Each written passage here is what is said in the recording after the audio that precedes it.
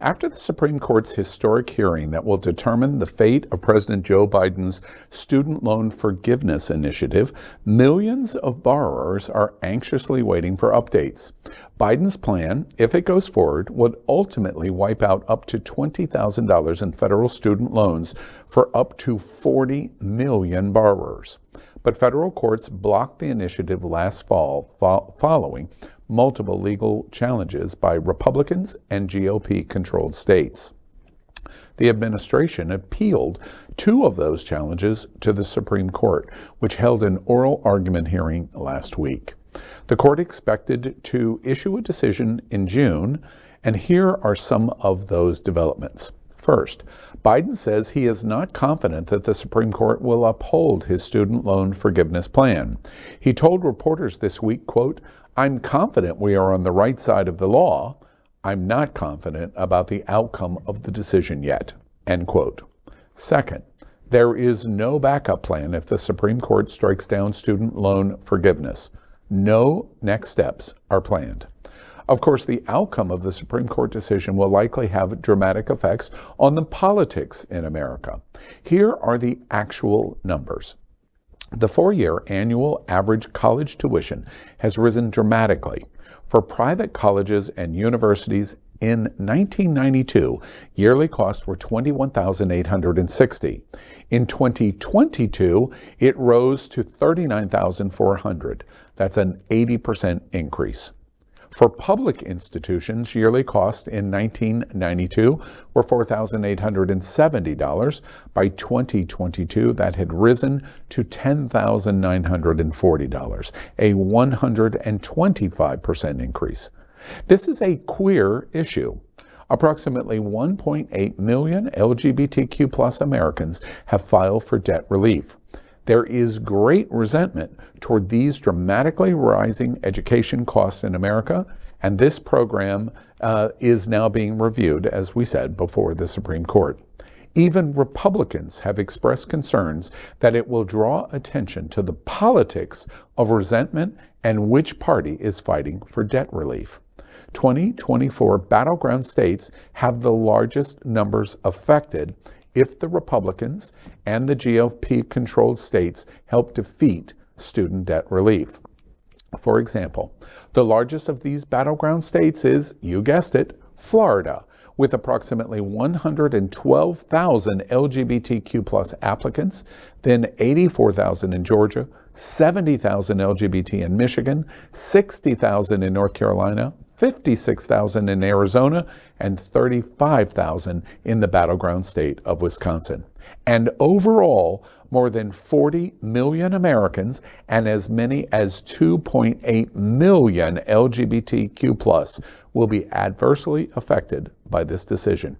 If repealed, it's going to reflect a lot of unhappy voters. The numbers are overwhelming. This is an example of how issues that are before all Americans are issues before LGBT. Mm-hmm. We forget in that Supreme Court hearing last week that really dramatic numbers of LGBT are hanging in the balance. 1.8 million applications, and it could grow dramatically by another million if it's approved to 2.8 million as the estimates. It's a big issue. $10,000 in terms of the automatic. If you're Pell in your loan programs, it's up to $20,000. But this could have very significant effects, because when we're fighting over the 1%, 2%, 3% in the margins of victories in battleground states, these number of voters really could be significant.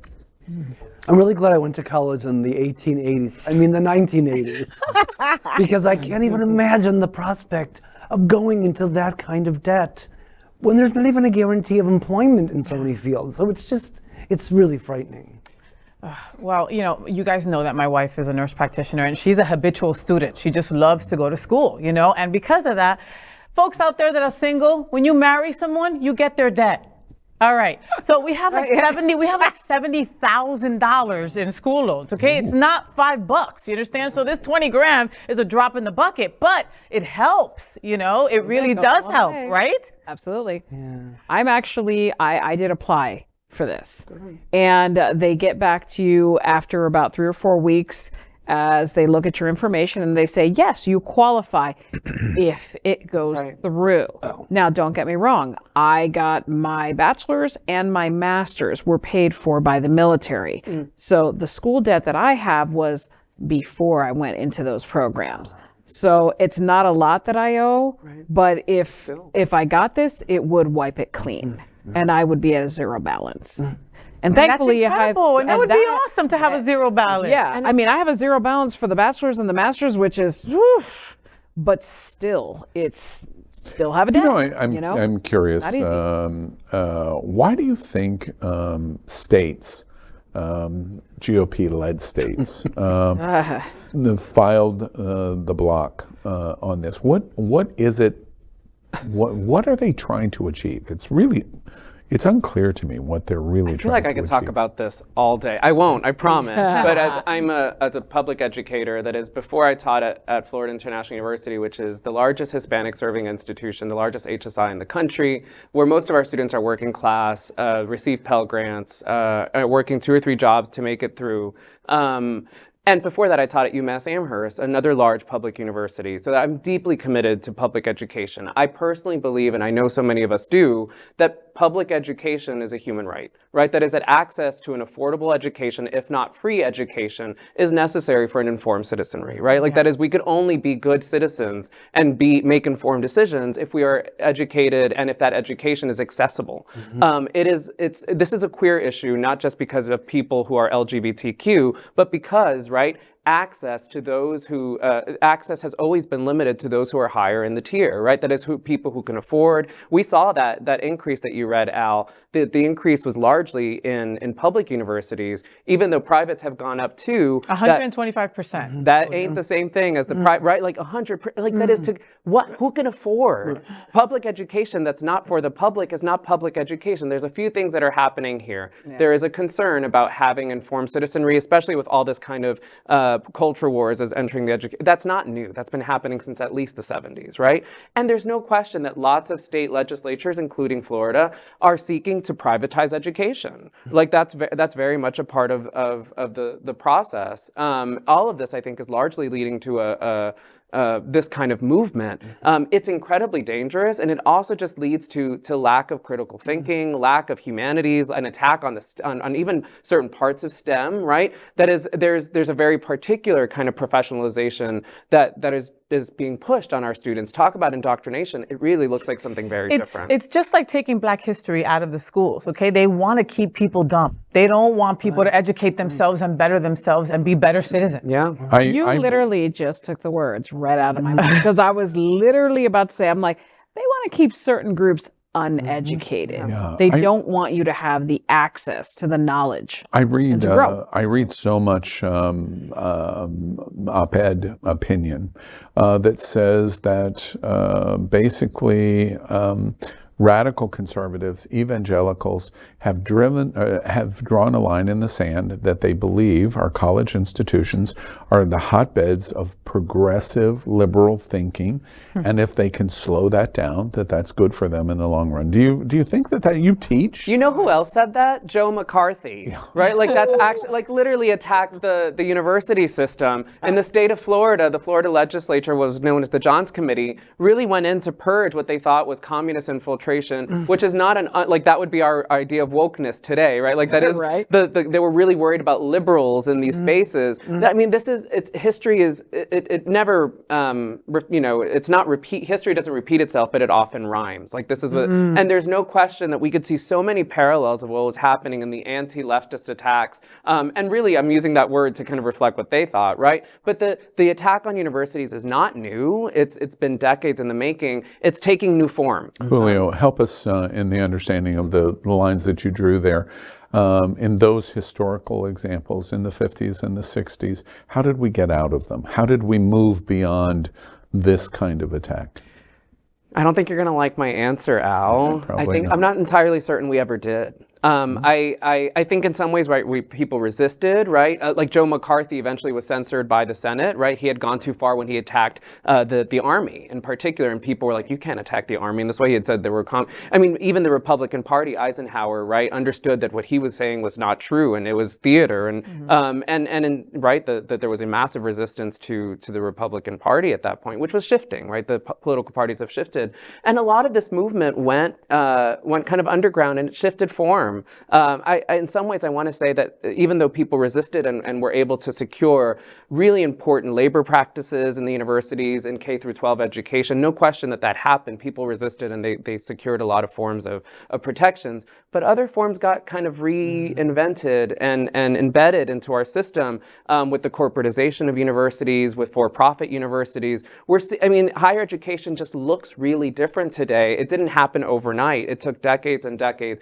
I don't want to move on. I know that we have to go, but one of the biggest things that really resisted, right, and this was especially true in the South, including in Florida, at this very moment of McCarthy, for example, was the desegregation of schools, right? That is, like, a lot of southern states were like, you know what, we'll privatize all of our schools and there just won't be any public schools. That way we could defy the Supreme Court decision of Brown versus Board of Education. Exactly. This talk of, there's so many historical parallels and genealogy. I feel like I'm going off on this rant, but I'm sorry, people. I'm sorry out there. But this is an enormous issue, and it affects every single way that we are able to do the work we need to do to be an informed citizenry and make informed decisions. You are entitled to a good and affordable, if not free, access to education. Yeah. I love that. I sometimes call Al a fortune teller. Okay, is it going to pass?